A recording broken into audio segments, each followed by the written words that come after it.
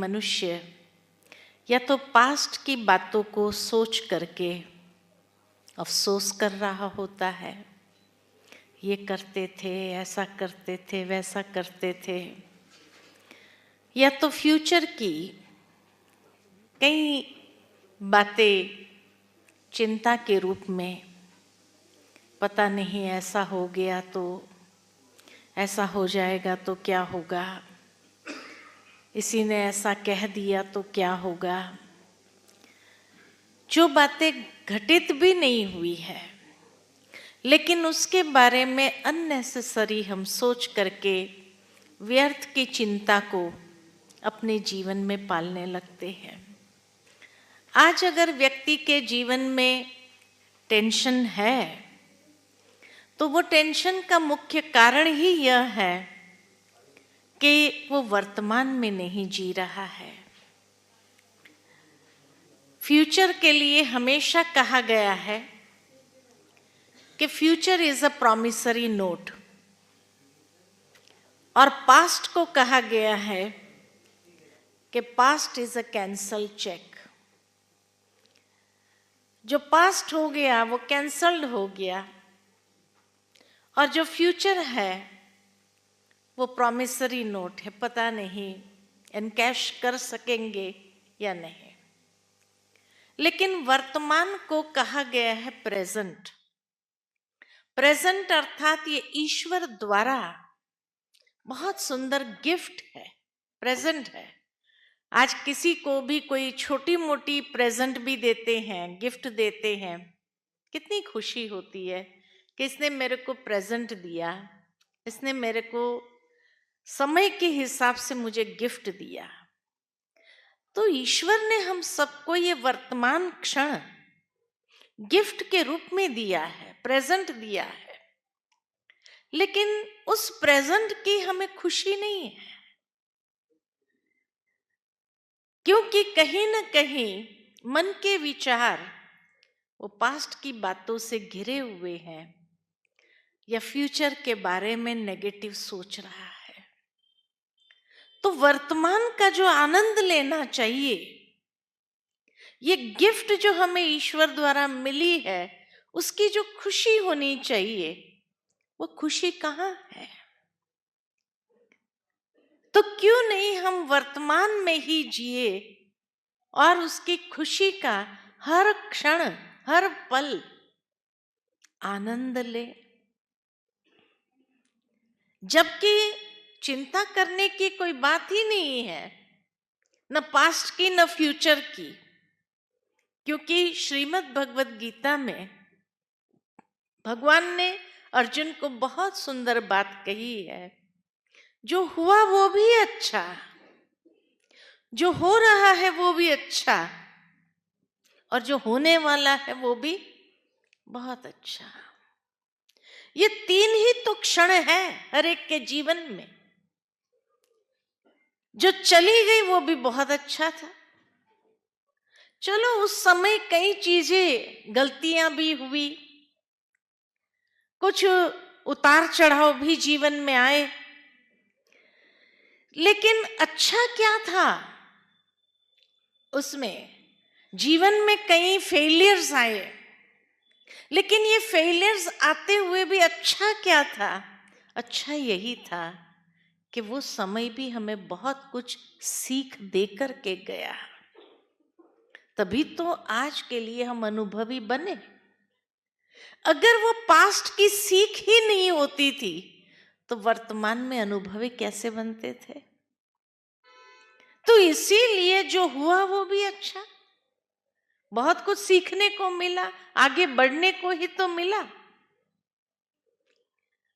जो चल रहा है वो भी बहुत अच्छा, उसके लिए भी हमें कोई अफसोस करने की आवश्यकता नहीं है, ये करना चाहिए, वो करना चाहिए, ऐसा करना चाहिए, नहीं। जो चल रहा है हर क्षण, उस हर क्षण का, ईश्वर के साथ का हम आनंद ले तो हर पल बहुत सुखद हो जाएगी। ये पल का हम सुख नहीं ले पा रहे हैं क्योंकि जो पास्ट की सीख हमें मिली है शायद हमने सीखी ही नहीं है, इसलिए अफसोस चल रहा है। ये कर देते थे, वो कर देते। अरे जो सीख मिली उसके आधार से वर्तमान में उसका प्रयोग करते हुए हम इस क्षण को तो अच्छा बना ही सकते हैं। तो ये क्षण भी बहुत अच्छा है और आने वाला जो पल है वह भी बहुत अच्छा है, क्योंकि ये अनुभव के साथ जब हम भविष्य में कदम रखते हैं, आने वाले पल में कदम रखते हैं, तो ये अनुभव भी हमें परिपक्व बनाता है और उस परिपक्वता से हम अपने भविष्य को और सुंदर संवार सकते हैं। तभी किसी ने बहुत सुंदर कहा कि जीवन माना क्या? जीवन माना ही कल, आज और कल, कल, आज और कल। दूसरा कोई सेंटेंस ही नहीं आता है या कोई शब्द नहीं आता है। परसों तरसों के लिए भी कल, आज और कल। एक दिन आगे बढ़ेंगे तो भी कल, आज और कल ही होगा। ये 3 ही दिन तो है हमारे पास। जब 3 ही दिन है जिंदगी के, तो हर पल क्यों ना खुशी से बिताएं। इसीलिए किसी ने बहुत सुंदर कहा कि जब सुबह उठते हैं, आंख खुलती है, ईश्वर का शुक्रिया करो कि आज आंख खुली। तो आज का दिन मुझे बहुत सुंदर रीति से जीना है। मैंने कहीं एक सुवाक्य पढ़ा, live life 1 day at a time and make each day a masterpiece।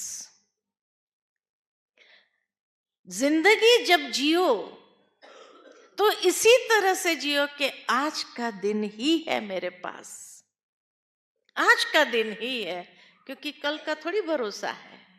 आज का ही दिन है, तो आज का दिन मैं क्यों नहीं यादगार बना दूं, मास्टरपीस बनाऊं इसको।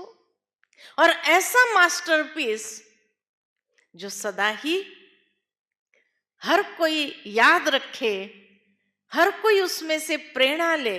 अरे वाह, जीवन जिया तो इसने जिया कि हर पल को उसने मास्टरपीस बनाया, क्योंकि मास्टरपीस हमेशा एक ही होता है। बाकी तो डाई से हम काफी पीस निकाल देते हैं, लेकिन जो पहला होता है ना, वो मास्टरपीस एक ही होता है। तो जिंदगी के हर दिन को हम क्यों ना मास्टरपीस बनाए, जो कोई देखे वो कहे वाह, जिंदगी हो तो इसके जैसी। क्योंकि पता नहीं आगे क्या होगा, तो इसीलिए जो है इस क्षण को हम भरपूरता से जिए, हर क्षण का खुशी, उमंग, उत्साह के साथ जिए। पास्ट की बातों को लेकर गम क्यों करने का? उसने ऐसा कहा, उसने ऐसा कहा, उसने ये किया, उसने वो किया। उसने जो किया उसकी समझ के हिसाब से किया ना।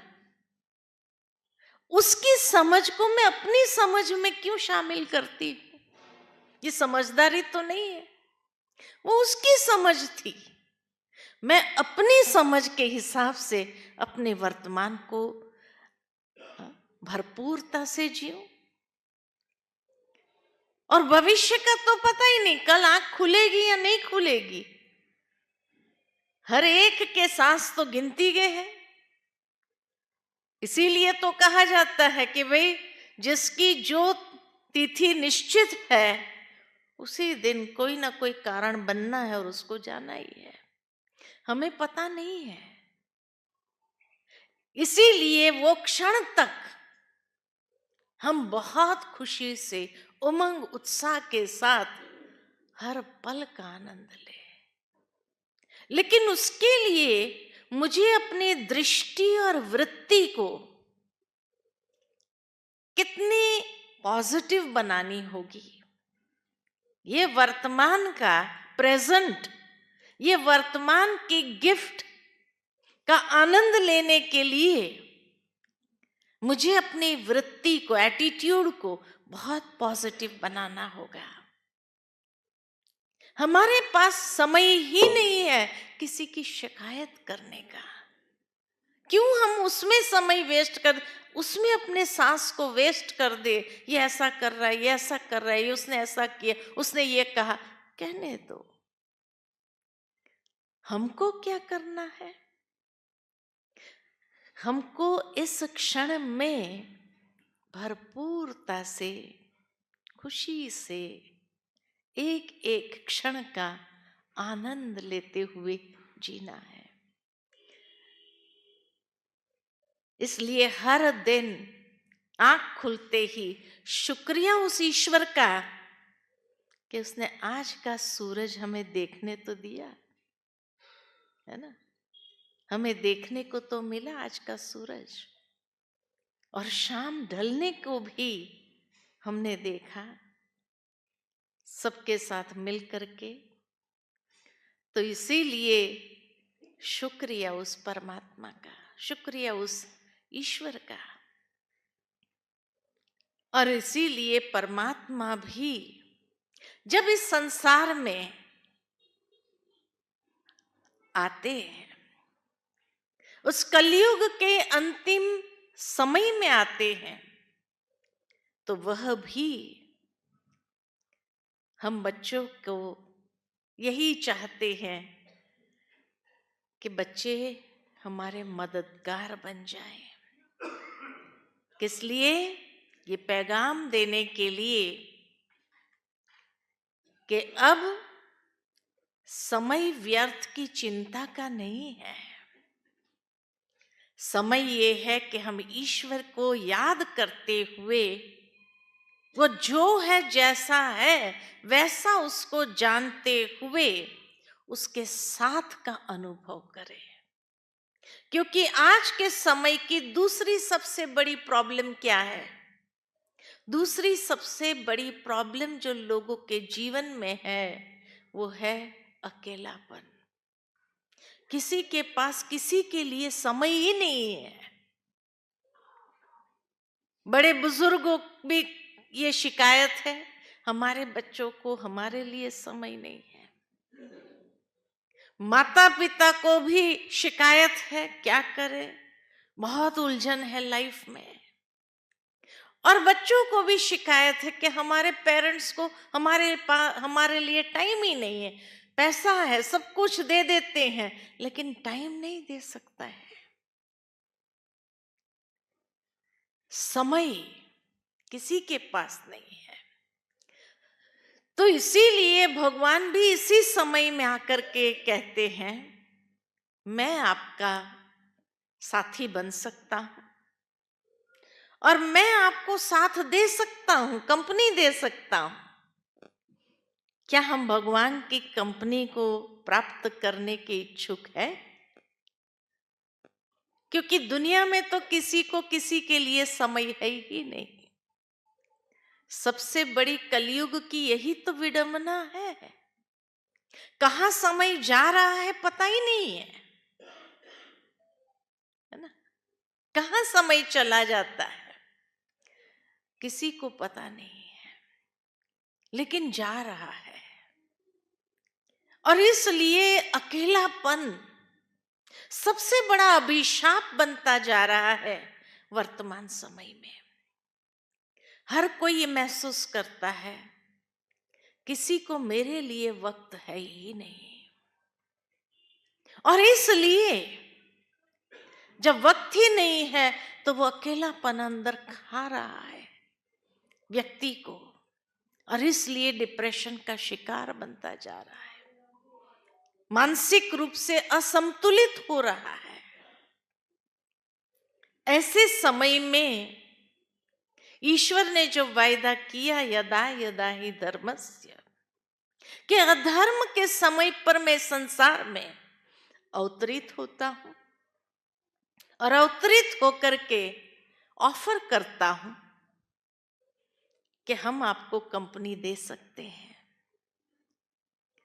अब सोचो, परमात्मा की कंपनी जिसको मिल जाए कितना न भाग्यवान होगा। उसके जैसा सौभाग्यशाली और कौन हो सकता है। लेकिन क्या उसकी कंपनी का अनुभव करने के लिए भी, उस सुख का अनुभव करने के लिए भी हमारे पास वक्त है? या हम अपने ही उलझनों में उलझे हुए हैं? तो ये समय भी हाथ से निकल जाएगा। और जब ये समय भी निकल जाएगा और उस समय अगर एहसास हो कि अरे भगवान मुझे कंपनी देने आया था, वो सुख का अनुभव करना चाहिए था मुझे, लेकिन मैंने नहीं किया।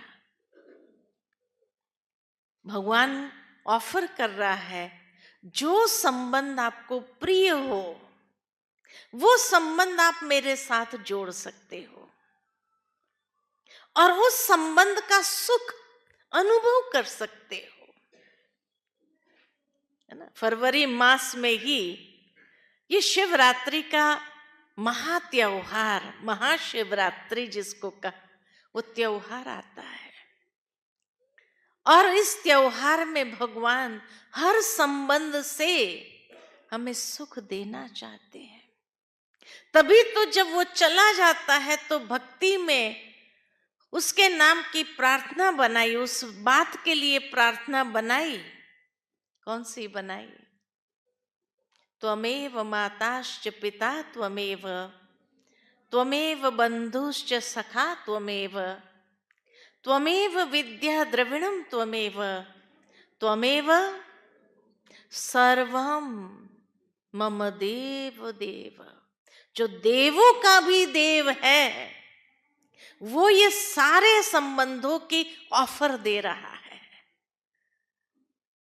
चाहे आपको माता पिता के रूप में उसका संबंध अच्छा लगे तो वो जोड़ दो, चाहे आपको खुदा दोस्त के रूप में संबंध अच्छा लगे तो दोस्त बना सकते हैं, बंधु बनाओ, चाहे उसको परम शिक्षक के रूप में देखो या सतगुरु के रूप में देखो। सर्व संबंध वो ऑफर कर रहा है कि उसका सुख जो आपके जीवन के अंदर एक खोखलापन है कहीं ना कहीं, उस संबंध का, उस खोखलेपन को भरने के लिए वो तैयार है वर्तमान में। कई बार हम सोचते हैं अरे भगवान तो इतना ऊंचा है, सर्वश्रेष्ठ है, और हम तो कहाँ हम चरणों की धूल है, बराबरी ही कैसे करेंगे। भगवान ये सारी दीवारों को तोड़ करके हमारे समान आकर के हमारे साथी बनने के लिए तैयार है। कभी जोड़ के तो देखो। आज दुनिया के अंदर साल के अंदर हर दिन कभी मदर्स डे आता है, कभी फादर्स डे आता है, कभी कौन सा दिन आता है, कभी फ्रेंडशिप डे आता है, तो कभी वैलेंटाइन आता है, कभी कौन सा आता है। माना क्यों? क्योंकि व्यक्ति के जीवन में कहीं ना कहीं कोई ना कोई संबंध का एक खोखलापन अंदर में है। हेलोनेस जिसको कहा जाए वो हेलोनेस है, जिसको भरना चाहता है। इसलिए उस दिन को मनाता है ताकि वो दिन किसी न किसी के साथ यादगार बनाना चाहता है, ताकि बाद में वो चला भी जाए न भी रहे तो यादों के आधार से उसके सहारे तो हम जी सकते हैं। लेकिन भगवान कहते हैं तुम सर्व संबंध मेरे साथ जोड़ दो, सर्व संबंधों का सुख ले लो।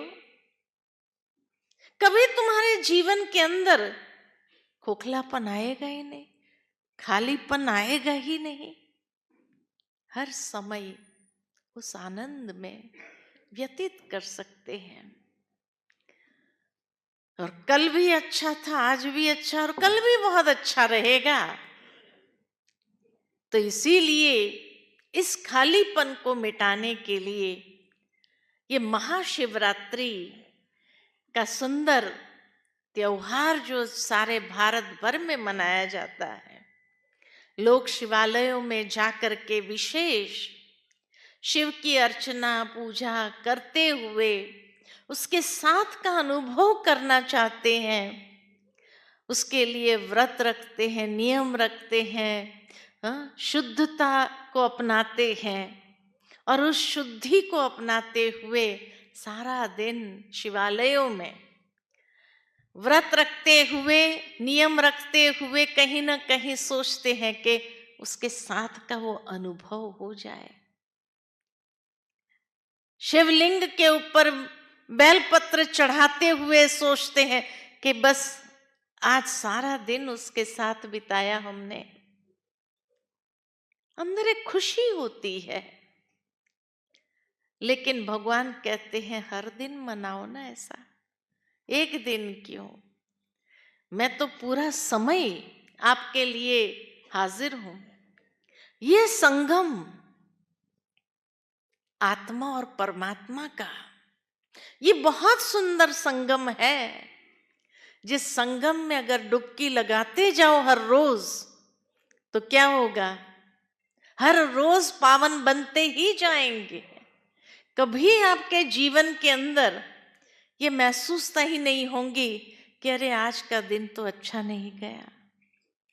लोग कुंभ मेले में जाकर के संगम पर डुबकी लगा करके उसका सुख का आनंद लेना चाहते हैं, लेकिन यहाँ दो युगों का संगम है।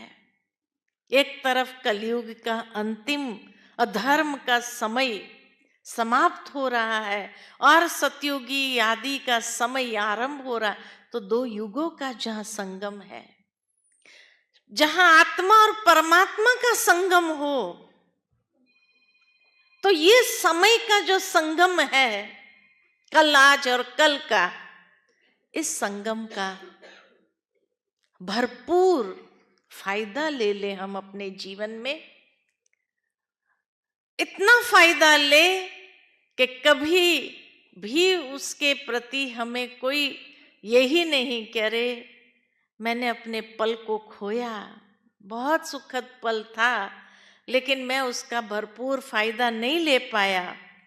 तो आज का दिन, समय की पुकार यही है कि भगवान ऑफर कर रहा है, और जहाँ भगवान ऑफर कर रहा हो तो हमारे अंदर में जो भी अज्ञानता है, उस अज्ञानता को मिटाते हुए वो ज्ञान सूर्य परमात्मा की रोशनी अपने जीवन में भर दे।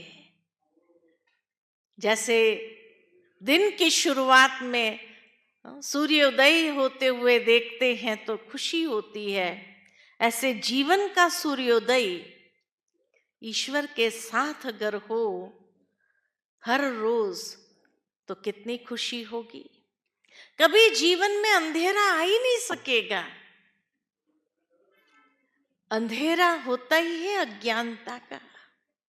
तो उस अंधेरे से अपने आप को हमेशा के लिए उजाले की ओर ले चले, तभी तो शिवरात्रि कहा गया है इसको।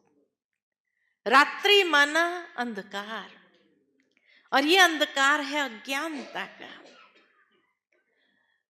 तो ज्ञान सूर्य प्रज्ञा और अज्ञान अंधेर विनाश।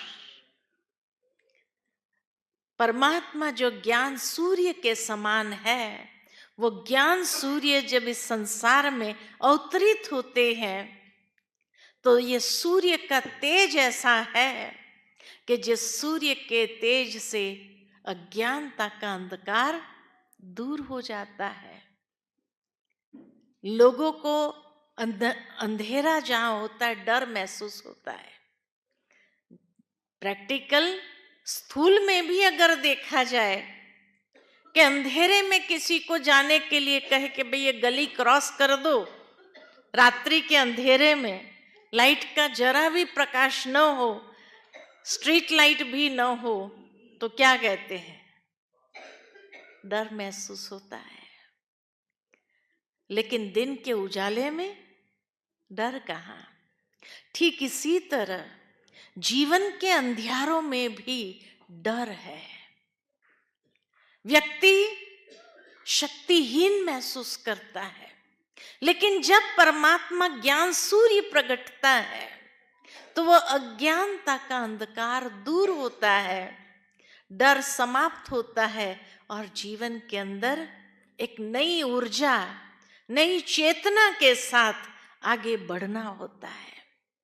तो शिवरात्रि माना नई ऊर्जा के साथ जीवन में हर दिन जीना, हर रोज उठते ही परमात्मा से शक्ति प्राप्त कर ले, उसकी यादों में मन को ले जा करके एकाग्र करते हुए और नई ऊर्जा से, नई चेतना से अपने जीवन को भर दे, और देखो वो दिन कैसा बीतता है। इसलिए कहा हर दिन को मास्टरपीस बनाओ। तो मास्टरपीस कैसे बनेगा? उसके लिए तो नई ऊर्जा और नई चेतना चाहिए, तब कुछ नया कर सकते हैं। और नया करने में ही तो आनंद है, और वो भी अगर परमात्मा के साथ करे तो यादगार तो बना ही देंगे। जिस एक एक दिन के यादगार को दुनिया याद करेगी कि इसका हर दिन कैसा था। कई ऐसे बड़े खुश मिजाज रहने वाले इंसान होते हैं, और वो जब इस संसार से जाते हैं तो लोग क्या कहते? जिंदा दिली था। उसके संग में चले जाते थे तो भी हमारे अंदर भी एक नई ऊर्जा आ जाती थी, नई चेतना आ जाती थी। तो परमात्मा ऊर्जा और चेतना के साथ जब हम हर दिन गुजारेंगे तो हमारा हर दिन ऐसा यादगार होगा जो हर कोई याद करेगा, अरे इसके जैसा जीवन होना चाहिए। क्यों हम बीती हुई बातों को सोचते हुए रोते हैं?